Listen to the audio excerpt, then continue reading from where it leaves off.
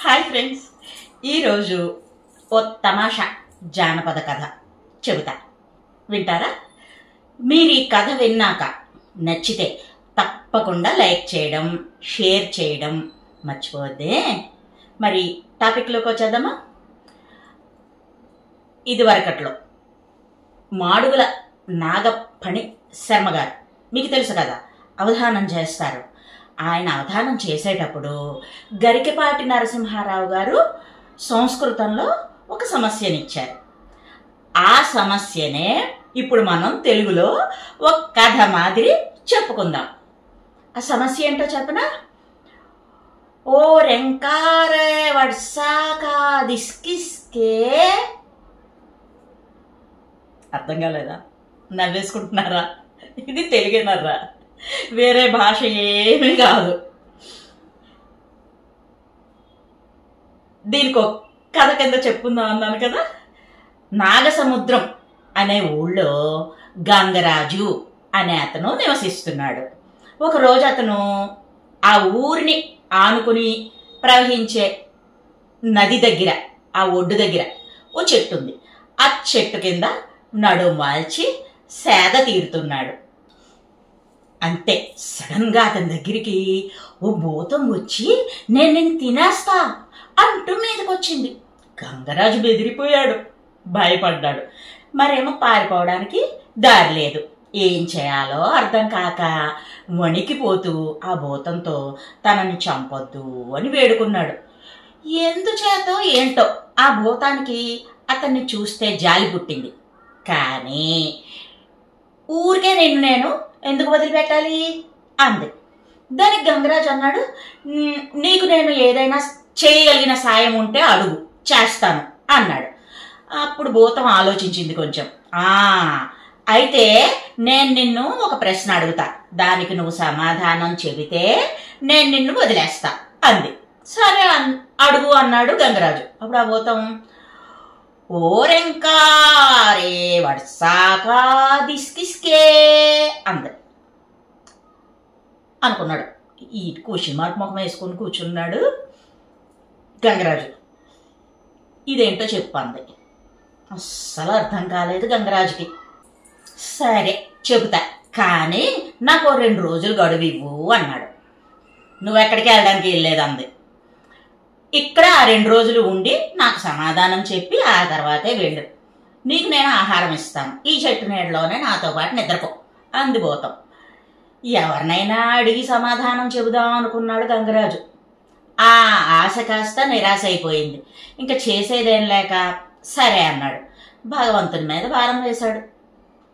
దేవుడా నన్ను రక్షించు, కాపాడు అనుకున్నాడు.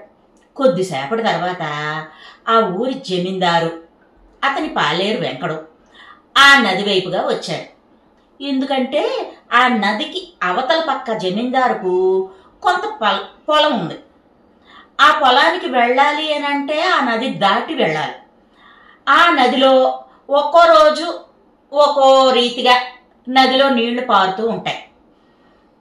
ఓ రోజు తక్కువ నీరు వస్తే రెండో రోజు ఎక్కువ నీరు ప్రవహిస్తుంది.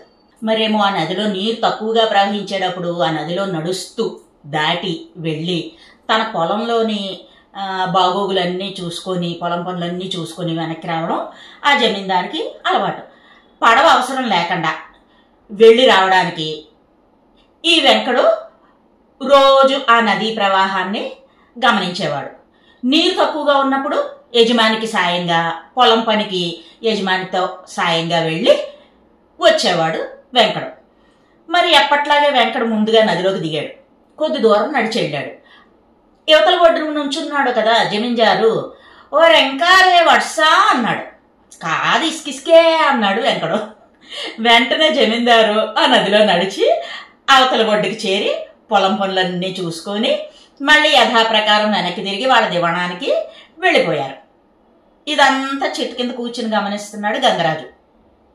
విషయం పూర్తిగా అర్థమైంది గంగరాజుకి. ఆ రోజు రాత్రి భూతం వచ్చింది. నా ప్రశ్నకి సమాధానం చెప్తావా అన్నది.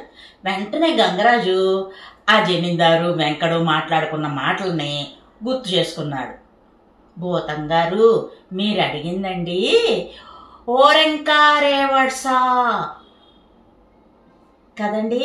అంటే ఒరే వెంక రేవు అడుసా అంటే బురదగా ఉందా అని అడిగారన్నమాట. దానికి వెంకడు కాదు ఇసుకిసుకే అంటూ సమాధానం ఇచ్చాడు.